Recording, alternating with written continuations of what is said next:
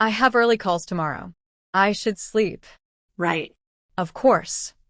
I stand quickly, gathering plates. Good night. I'm almost in the kitchen when she speaks. Quinn. I turn. This was nice. Thank you. The vulnerability in her voice nearly breaks me. Anytime, Nat. The charity gala arrives on a rainy Saturday evening. I'm in a floor-length emerald gown that hugs every curve. My chestnut-colored hair is perfectly styled. Natalie is devastating in a tailored black tuxedo, her platinum lob styled beautifully. When I emerge from my room, she goes completely still. Is it okay? I smooth the dress nervously. Too much. You're stunning. Her voice is rough.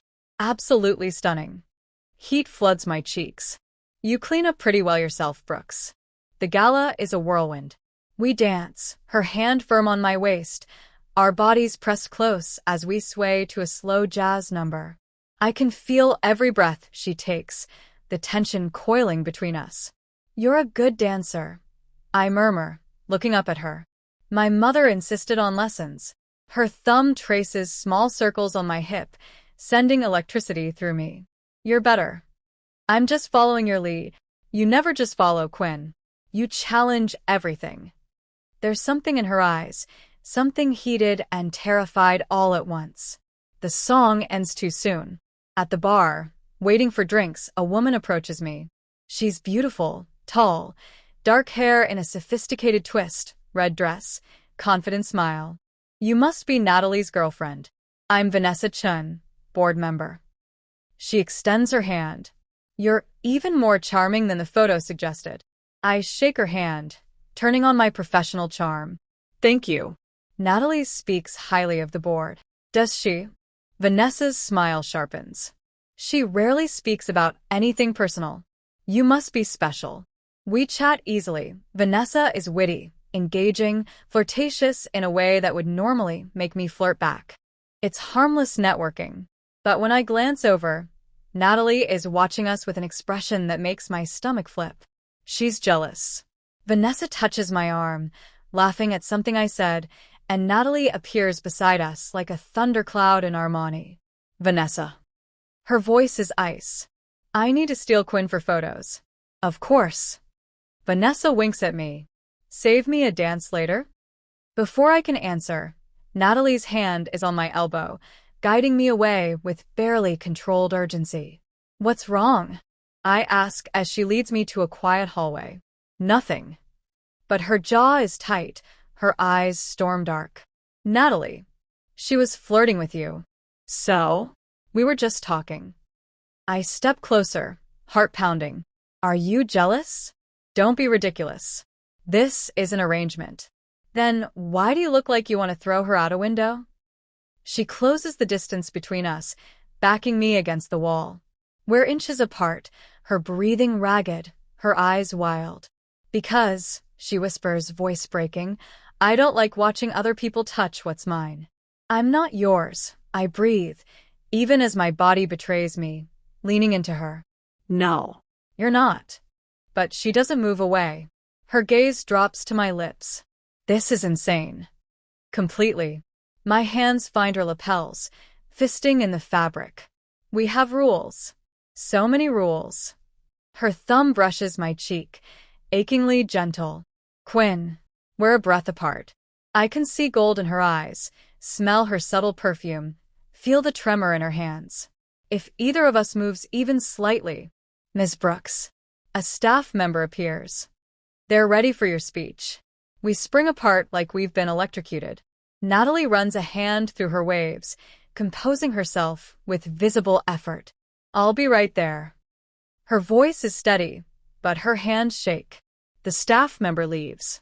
We stand in charged silence. We should, she starts. Yeah. Your speech. We return to the gala, maintaining careful distance.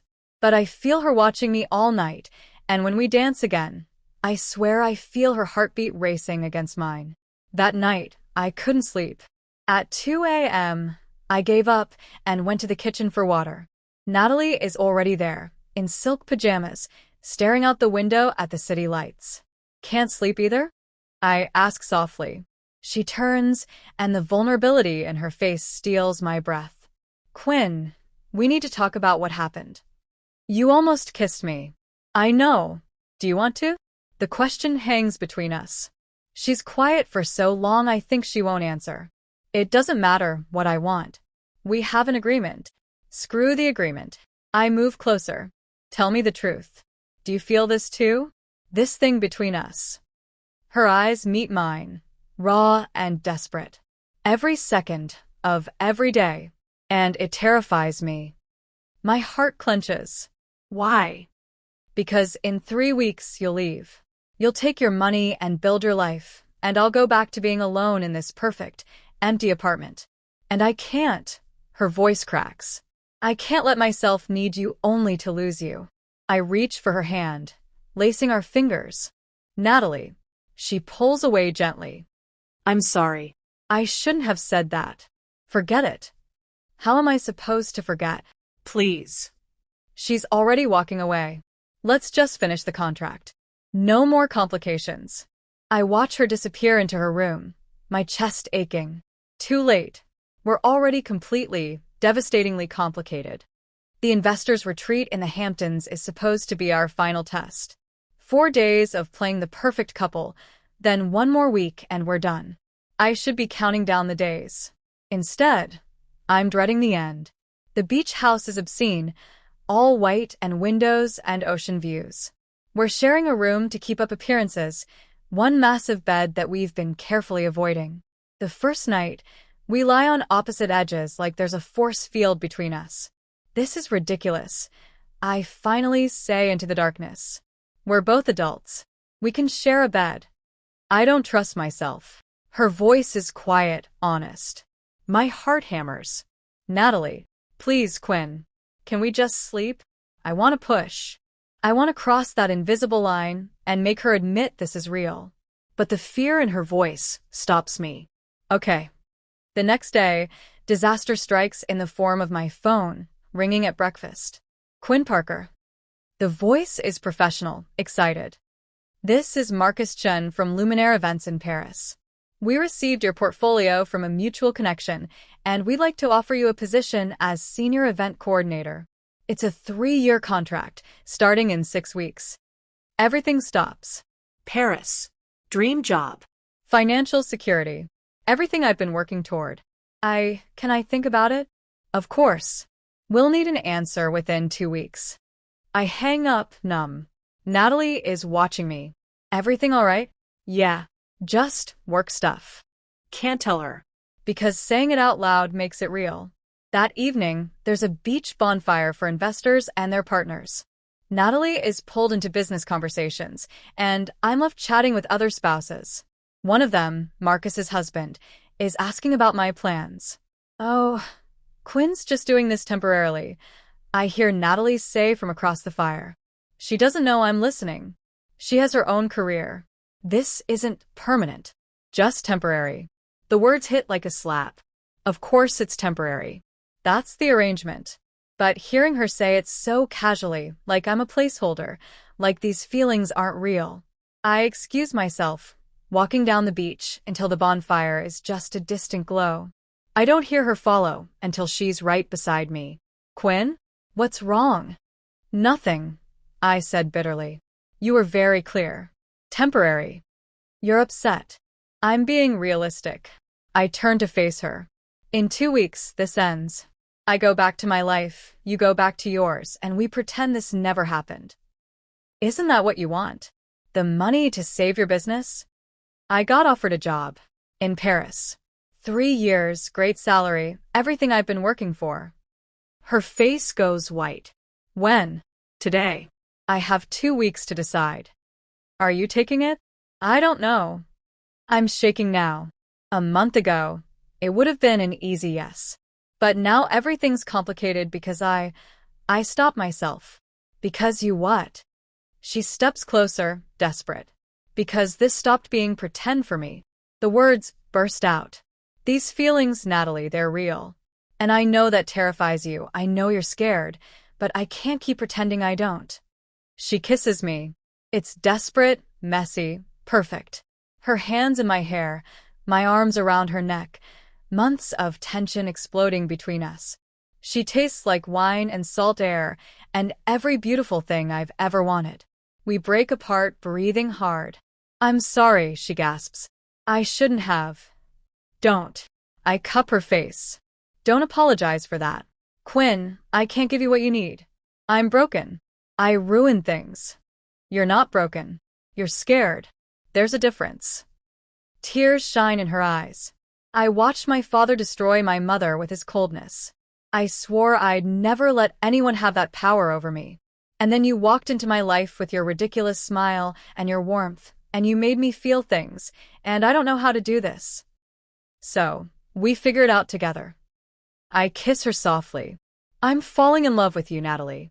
Real, messy, terrifying love. And I think you feel it too. She kisses me again, slower this time, her hands trembling as they trace my face like she's memorizing me.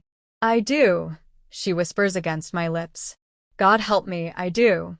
We make it back to our room in a tangle of limbs and stolen kisses. The door barely closes, her mouth on my neck, my fingers in her platinum waves.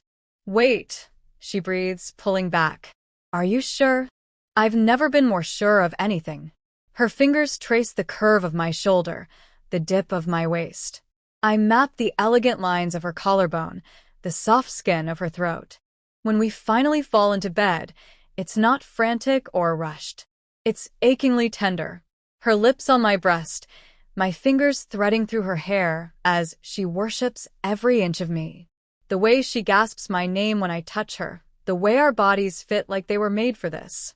Afterward, we lie tangled together, her head on my chest, my fingers tracing patterns on her bare shoulder. I love you, she whispers into the darkness. I'm terrified, but I love you. I kiss her forehead. I love you too. For one perfect night, I let myself believe this could work. The next morning, everything falls apart. I woke up alone. Natalie's side of the bed is cold. I find her on the balcony, fully dressed, staring at the ocean. Her walls are back up. I can see it in the rigid set of her shoulders. Morning. I say carefully. We made a mistake. Her voice is flat. My stomach drops. What? Last night. We violated the contract. Let emotions cloud judgment. She won't look at me. When we return to the city, it's best if you move out. We can maintain the public relationship for the remaining week, but privately. You're really going to do this? After last night? Last night was a mistake. Bullshit. I move in front of her, forcing her to look at me. You love me. You said it. I was caught up in the moment. You're lying to protect yourself. Finally, her eyes meet mine, and they're ice again. What do you want me to say, Quinn? That I'll risk everything for a relationship that statistically won't last? That I'll let you leave me eventually when Paris calls or someone better comes along? I would never. Everyone leaves. Everyone finds someone easier, someone less damaged. Her voice cracks. I'm doing us both a favor. By pushing me away? By being realistic. I step back, heart-shattering. You know what? Fine. You want to be alone in your perfect tower? Be my guest. I'll finish the contract because I gave my word. But after that, we're done. I leave before she can see me cry. The remaining days of the retreat are torture. We smile for cameras, hold hands at dinners, and don't speak in private. At night, we sleep on opposite sides of the bed, the distance between us a canyon. When we return to the city, I pack immediately. Natalie watches from the doorway. Where will you go? My friend Sarah's couch. Not that it's your concern. Quinn, don't. I zip my suitcase. You made your choice. Now live with it.